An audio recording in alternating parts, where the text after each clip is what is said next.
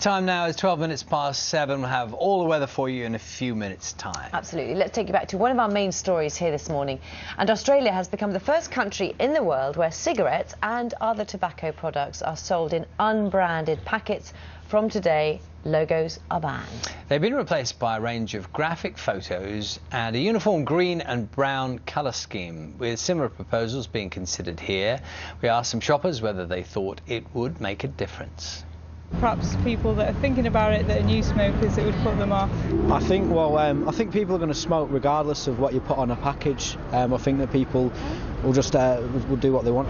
Children, I don't want them to start. I would hope that would put the children off. Very incrementally we are becoming a nanny state, and that is just one more step. It would be interesting to see if it did decrease the amount of smokers, and it would definitely put me off if I did smoke. I don't know if it would stop me smoking, but it would definitely make me think a bit more about my dental hygiene anyway. Once you're addicted to cigarette smoke and nicotine and that, it doesn't matter. You don't read notices, you just smoke. Well, that's interesting, that last comment particularly. Let's talk to some people who know about these things. Andrea Crossfield is from the anti-smoking group Tobacco Free Futures, and Simon Clark is from Forest, which advocates smokers' rights. Andrew, first of all, that last voice we heard there, that's a very interesting thought, isn't it? And one that's hard to counter, that people who are addicted are often unaffected by whatever arguments are placed in front of them. Well, what we have to remember is that smoking's an addiction of childhood. The vast majority of people start smoking as teenagers, and these standardised packs with much larger, very graphic health warnings remove the last vestiges of glamour and cool from smoking. So we know that standardised packaging makes health warnings much more prominent. We know that they're much less attractive, particularly to young people, and we know that it doesn't allow the industry to mislead people about the harms caused by smoking. It's very interesting. I'm looking at those because I saw them for the first time this morning. They are shocking images, aren't they, Simon? Do you think they make a difference? I know that you don't want this to happen here in the UK, do you? No, not at all. I mean, I think it is a step too far. I think people said the same thing about graphic images when they were introducing cigarette packs a few years ago. People said it was going to have a big effect, but it hasn't at all. The problem is it becomes wallpaper. Look, I mean, I do think it's an interesting experiment, but my message to politicians in this country is, look, wait and see what happens in Australia. Because at the moment, there's no hard evidence at all it's going to have any impact on smoking rates, whether you're talking about teenage smoking or adult smoking. And also, there's the very real danger of the counterproductive effect, because it could make counterfeit cigarettes, far more common. It might end up playing into the hands of the criminal gangs. Now, if that happens, those counterfeit cigarettes are more likely to get into the hands of children, so it would be totally counterproductive. What about that argument, counterproductive?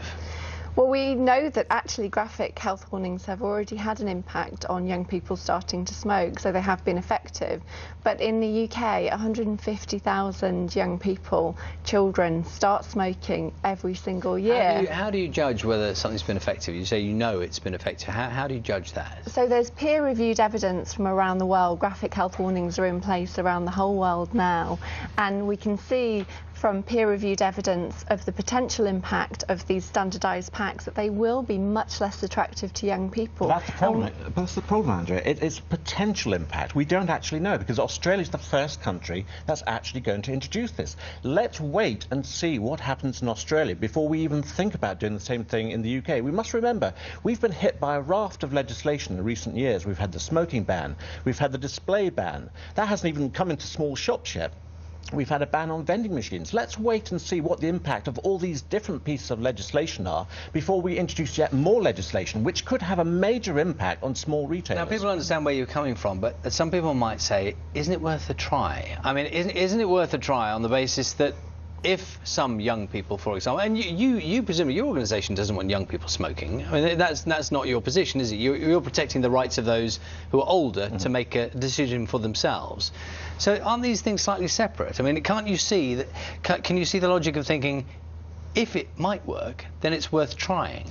Well, it depends what type of society you want to live in. If you want to live in a society where we're surrounded by grotesque images, because you've said, you know, how terrible these images are, is that what we want? Do we want similar grotesque images on bottles of beer to try and counteract binge drinking or alcoholism? What we have to remember, though, can I just interrupt here and say that tobacco is a unique product. What other consumer product kills 1 in 2 people who use it regularly? The fact that we have no advertising of tobacco products is because of how lethal it is. And if you look at the kinds of packs that are available on the shop, in the high street, in the shops now, you know, there's a 14 pack with a Lego design, red Lego 14 on the front of it. There are perfume packs of very slim, very elegant cigarettes, clearly appeal to designed to weight-conscious young women. Packs. We're told that there are also packs out there that look like iPods. Well, I don't know which shops that you're going into to see these type of packs. I'm a non-smoker. I'm 53 years old. Like millions of people in this country, I've been going to shops every day of my life from the age of 13 or 14. It's never encouraged me or millions of other people to take up smoking because I've seen a cigarette pack behind the counter. But and of course those are now hidden behind the screen anyway. As mobile advertising for their brand. That's how the industry describes the pack. Well, I tell you what, we are going to be talking about it more throughout the programme, and you're both coming back later on. We will ask people their thoughts this morning as to what they think the impact might be for the moment. We'll have to leave it there. Thank you. Yeah, do let us know this morning what you think at home, if you're a smoker, if you're a non-smoker, if you've got children, how you think they might be affected by the change in those kind of very graphic packaging images. Yes, you can email us, you can text us, you can tweet us as well, and we'll look at some of those a little bit later.